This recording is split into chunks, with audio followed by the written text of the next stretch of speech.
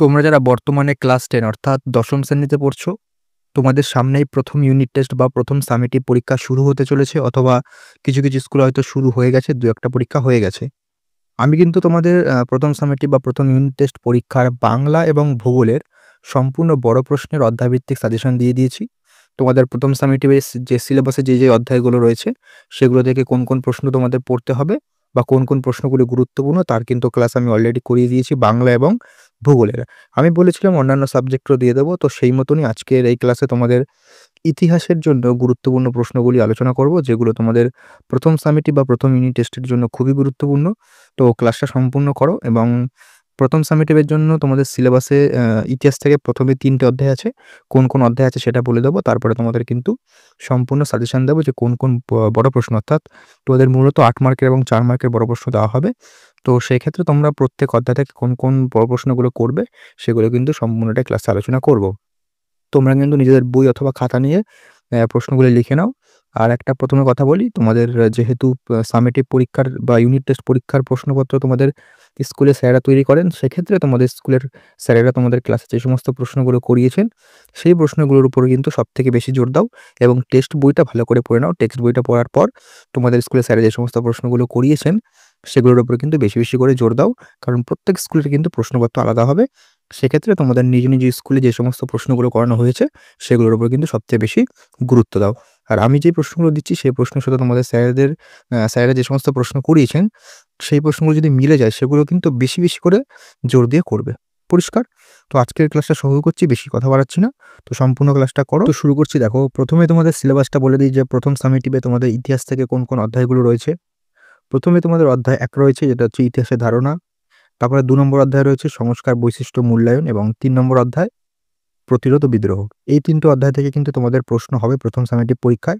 তো এই ৩ টে অধ্যায় তোমাদের ভালো করে পড়তে হবে। তো এবার চলে আসি মূল সাজেশনে। তোমরা এই ৩ টে অধ্যায় থেকে কোন বড় প্রশ্নগুলো তৈরি করবে দেখাও। ১ম এ চলে আসি ১ম অধ্যায়। ১ম অধ্যায় থেকে তোমাদের ১ম এ আমি ৮ মার্কের কিছু গুরুত্বপূর্ণ প্রশ্ন বলছি। সরি, ৮ মার্ক না, ১ম অধ্যায় থেকে তোমাদের ৮ মার্কের প্রশ্ন দেওয়া হবে না। ১ম অধ্যায় থেকে তোমাদের ৪ মার্কের প্রশ্ন দেওয়া হবে। তো ৪ মার্কের জন্য তোমরা ১ম অধ্যায় থেকে কোন প্রশ্নগুলো করবে সেটা ১ম এ বলছি। ১ম প্রশ্ন যেটা করবে, আধুনিক ভারতের ইতিহাসের উপাদান রূপে রবীন্দ্রনাথ ঠাকুরের আত্মজীবনী, জীবন স্মৃতি, এবং প্রশ্নটা কিন্তু একইভাবে আসবে, মানে একইভাবে না, মানে প্রশ্নটার ধরনটা একই থাকবে। শুধু এগুলো চেঞ্জ হবে। যেমন ১ম এ বললাম যে আধুনিক ভারতের ইতিহাস উপাদান রূপে রবীন্দ্রনাথ ঠাকুরের আত্মজীবনী, জীবন স্মৃতি। তো এখানে রবীন্দ্রনাথ ঠাকুরের জায়গায় কিন্তু তোমাদের বিপিনচন্দ্র পালের আত্মজীবনী ৭০ বৎসর অথবা সরলা দেবী চৌধুরানীর আত্মজীবনী জীবনের ঝরাপাতা গুরুত্বপূর্ণ কেন? এভাবে কিন্তু প্রশ্ন দেবে। অর্থাৎ তোমাদের কিন্তু এই ৩ টেই পড়তে হবে। কি? রবীন্দ্রনাথ ঠাকুরের আত্মজীবনী, জীবন স্মৃতি, বিপিনচন্দ্র পাল ৭০ বছর এবং সরলাদেবী চৌধুরানীর জীবনের ঝরাপাতা। এই ৩ টের মধ্যে একটা দিয়ে বলতে পারে আধুনিক ভারতের ইতিহাসের রু আ ইতিহাসের উপাদান রূপে এরা গুরুত্বপূর্ণ কেন? এই আত্মজীবনীগুলো। তো এখান থেকে কিন্তু প্রশ্ন, এখান থেকে একটা না একটা প্রশ্ন তোমাদের কিন্তু প্রায় বেশিরভাগ স্কুলে দেওয়া হয়। সেক্ষেত্রে এই প্রশ্নগুলো কিন্তু ভালো করে করো। আর এই প্রশ্নের মধ্যে যে প্রশ্নটা তোমাদের স্কুলে স্যার করিয়েছেন, সেটা কিন্তু বেশি করে জোর দিয়ে করে রাখবে। পরবর্তী প্রশ্ন চলে এসেছে এখান থেকে আরো কিছু ৪ মার্কের জন্য। যেমন এখান থেকে টিকা আসতে পারে নারী ইতিহাস। তারপরে এই প্রশ্নটা কিন্তু খুব গুরুত্বপূর্ণ। এটা কিন্তু বেশিরভাগ স্কুলে দেওয়া হয়। সেটা হচ্ছে ইতিহাসের উপাদান হিসাবে সংবাদপত্র ও সাময়িক পত্রের গুরুত্ব আলোচনা করো। খুব গুরুত্বপূর্ণ একটা প্রশ্ন। নেক্সট করবে ইতিহাসের তথ্য সংগ্রহে ইন্টারনেটের সুবিধা অসুবিধা লেখো। এটাও কিন্তু প্রায় 90% স্কুলে দেওয়া হয়। সেক্ষেত্রে এই দুটো প্রশ্ন যেটা বললাম, যে সংবাদপত্র এবং সাময়িক পত্র এবং ইতিহাসের উপাদান রূপে ইন্টারনেটের সুবিধা অসুবিধা, এই দুটো প্রশ্ন কিন্তু একদম বাদ দেবে না। এই দুটো প্রশ্ন কিন্তু ভালো করে জোর দিয়ে এখনই করে নাও। হয়ে গেল? আর কিছু প্রশ্ন দেখে রাখবে। যেমন আধুনিক ভারতের ইতিহাসের উপাদান রূপে বঙ্গদর্শন, সোমপ্রকাশ পত্রিকা, এটুকু দেখে রাখবে। তারপরে ইতিহাসের উপাদান রূপে আত্মজীবনী ও স্মৃতিকথার গুরুত্ব লেখো। শুধুমাত্র আত্মজীবনী এবং স্মৃতিকথা, যেটা এই দুটো থেকে একটাও ২ মার্কের জন্য দিতে পারে। তো এখান থেকে কিন্তু এ কটা প্রশ্ন দেখে রাখবে। তো ১ম অধ্যায় থেকে ৪ মার্কের জন্য এ কটা প্রশ্ন দেখো। আর ২ মার্কের জন্য আমি সাজেশন দিইনি। ২ মার্কের জন্য কিন্তু তোমরা যে সংজ্ঞাভিত্তিক প্রশ্নগুলো রয়েছে, সেগুলো কিন্তু বেশি করে করতে হবে। তো ১ম অধ্যায় কমপ্লিট। এবার চলে আসছে তোমাদের ২য় অধ্যায়।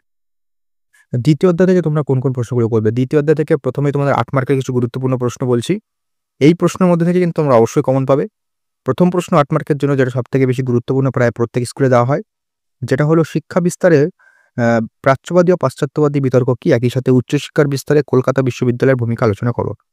এই প্রশ্নটা কিন্তু প্রায় বেশিরভাগ স্কুলে দেওয়া হয়। সেক্ষেত্রে এই প্রশ্নটা কিন্তু একদম বাদ দেবে না। ২ নম্বর প্রশ্নটা কি করবে? ১৯ শতকে বাংলার সমাজ ও ধর্ম সংস্কারে রাজা রামমোহন রায়ের ভূমিকা লেখো। খুব গুরুত্বপূর্ণ। একই সাথে কিন্তু সমাজ সংস্কার ও শিক্ষা বিস্তারে বিদ্যাসাগরের অবদান।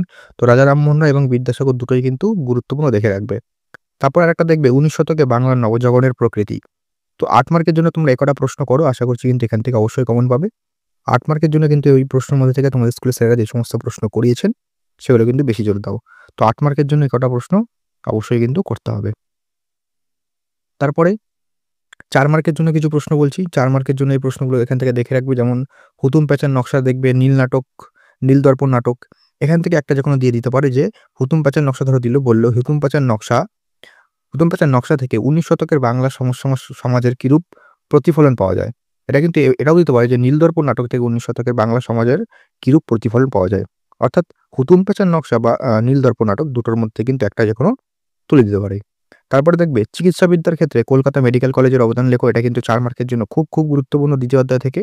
তারপরে টিকা দিতে পারে উডের ডেসপ্যাচ বা উডের নির্দেশনামা অথবা মেকলে মিনিট। উডের নির্দেশনামাটাই কিন্তু বেশিরভাগ স্কুলে দেওয়া, সেক্ষেত্রে এটা কিন্তু বেশি জোর দাও এবং মেকলে মিনিটটাও কিন্তু দেখে রাখবে। যদিও মেকলে মিনিটটা কিন্তু ২ মার্কের প্রশ্নের ক্ষেত্রে বেশি ক্ষেত্রে দেখা যায় যে দেওয়া হয়। তাও মেকলে মিনিটটা কিন্তু ৪ মার্কের ক্ষেত্রে দেখে রাখবে। তারপর দেখবে নারী শিক্ষার বিস্তারে ড্রিঙ্ক ওয়াটার বেথুন এবং রাধাকান্ত দেব। এখানে তোমাদের রাধাকান্ত দেবটা বেশি গুরুত্বপূর্ণ, তাও কিন্তু ওটা দেখে রাখবে। তারপরে সমাজ সংস্কার ও শিক্ষা বিস্তারে বিদ্যাসাগর অবদান, যেটা আগেই বললাম, ৪ মার্কের দিতে পারে, ৮ মার্কেও দিতে পারে, সেক্ষেত্রে একটু দেখে রাখবে। আর গ্রাম বার্তা প্রকাশকের সভা, বামপন্থী পত্রিকা, ডিরোজিওর ইয়ং বেঙ্গল, এগুলো কিন্তু তোমাদের ২ মার্ক ৪ মার্ক দুটো ক্ষেত্রে কিন্তু দিতে পারে। সেক্ষেত্রে আমি একভাবেই রেখেছি। তোমার ২ মার্কের জন্য প্রথমেই বললাম যে সংজ্ঞাভিত্তিক প্রশ্ন, টিকা টাইপের প্রশ্নগুলো কিন্তু বেশি দেখে রাখো। আর ৪ মার্কের জন্য বলেই দিলাম দ্বিতীয় অধ্যায় থেকে কটা প্রশ্ন করবে। তো দ্বিতীয় অধ্যায় কমপ্লিট। এবার চলে আসি তোমাদের পরবর্তী এবং লাস্ট অধ্যায়। এখান থেকে ৮ মার্কের জন্য ১ম যে প্রশ্নটা সবথেকে বেশি গুরুত্বপূর্ণ, সেটা হলো নীল বিদ্রোহের কারণ, ফলাফল, বৈশিষ্ট্য। এর মধ্যে থেকে কারণ, ফলাফল ১০০ দিতে পারে অথবা বৈশিষ্ট্যটা কিন্তু আলাদা করে দিতে পারে। তো নীল বিদ্রোহটা কিন্তু মূল কথা, নীল বিদ্রোহটা কিন্তু ভালো করে দেখতে হবে। তো নীল বিদ্রোহটা ভালো করে করবে। তারপরে সাঁওতাল বিদ্রোহের ফলাফলটাও কিন্তু ৮ মার্কের জন্য দিতে পারে। যদিও এটা ৪ মার্কের জন্যই বেশিরভাগ ক্ষেত্রে দেওয়া হয়, তবুও কিন্তু ৮ মার্কের জন্য করে রাখবে। ৩ নম্বরে এটা করবে। এটা তোমাদের ৪ মার্ক, ৮ মার্ক দুটোভাবেই গুরুত্বপূর্ণ। যেটা হলো ঔপনিবেশিক আইন প্রবর্তনের ব্রিটিশ সরকারের উদ্দেশ্য কী ছিল?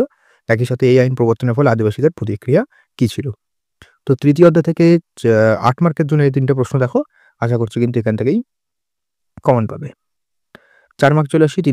৩য় অধ্যায় থেকে ৪ মার্কের জন্য প্রথমে সাঁওতাল বিদ্রোহ, নীল বিদ্রোহ, বারাসাত বিদ্রোহ, এগুলো দেখে রাখবে। এগুলোর কি কারণ, ফলাফল এর মধ্যে কিন্তু দেওয়া হতে পারে। তারপরে টিকা হিসেবে দেওয়া হতে পারে। ২ নম্বর করে বাংলা ওয়াহাবিয়া ও ফরাজি আন্দোলনটাও দেওয়া হতে পারে ২ মার্ক প্লাস ৪ মার্ক। বিদ্রোহ, অভ্যুত্থান ও বিপ্লবের ধারণাটি ব্যাখ্যা করে, এটা কিন্তু খুব গুরুত্বপূর্ণ প্রশ্ন। ঔপনিবেশিক আইনটা দিতে পারে। নীল বিদ্রোহের প্রতি শিক্ষিত মধ্যবিত্ত সমাজের যে প্রতিক্রিয়া বা যে একটা দৃষ্টিভঙ্গি, সেটা কিন্তু তোমাদের দিতে পারে। তারপরে বাংলা ওয়াহাবি আন্দোলনের তিতুমিরের ভূমিকা, এটাও কিন্তু দিতে পারে। তো এই ছিল তোমাদের ১ম সামেটিভ বা ১ম ইউনিট টেস্ট পরীক্ষার ইতিহাসের সম্পূর্ণ সাজেশন। তোমাদের স্কুলে এই প্রশ্নের মধ্যে থেকে যে প্রশ্নগুলো করানো হয়েছে, সেগুলো কিন্তু ভালো করে জোর দাও। আর টেক্সট বইটা কিন্তু একটু ভালো করে পড়ে যাও। আর ২ মার্কের জন্য এই সংজ্ঞা টাইপের বা টিকা টাইপের যে ধরনের প্রশ্নগুলো রয়েছে, সেগুলো কিন্তু দেখে রাখবে। আর শর্ট কোয়েশ্চেনের জন্য তো কোনো সাজেশন হয় না। তবুও শর্ট কোয়েশ্চেনের জন্য তোমরা যদি টেক্সট বইটা ভালো করে পড়ো, তাহলে কিন্তু সেখান থেকে শর্ট কোয়েশ্চেন তোমরা অনায়াসে পেরে যাবে। আর বড় প্রশ্নের ক্ষেত্রে এই প্রশ্নগুলো বললাম, এই প্রশ্নগুলো কিন্তু বেশিরভাগ স্কুলে দেওয়া হয়। যেহেতু ১ম এই বললাম যে ইউনিট টেস্ট পরীক্ষার যে প্রশ্ন, সেটা কিন্তু প্রত্যেক স্কুলে আলাদা হয়। সেক্ষেত্রে তোমরা কিন্তু নিজের স্কুলে যে সমস্ত প্রশ্নগুলো করানো হয়েছে, সেগুলো কিন্তু বেশি করে জোর দাও। আর তোমরা যেহেতু মাধ্যমিক ২০২৬ এর পরীক্ষার্থী, তোমাদের কিন্তু মাধ্যমিক ২০২৬ এর দিকে চোখ রেখে সেখানে কিন্তু তোমাদের গুরুত্বপূর্ণ ক্লাস শুরু হবে এই চ্যানেলে। তো অবশ্যই কিন্তু চ্যানেলটাকে ফলো করে দেখো। তো দেখা হচ্ছে পরবর্তী ক্লাসে নতুন কোনো আপডেট ও সাজেশন নিয়ে।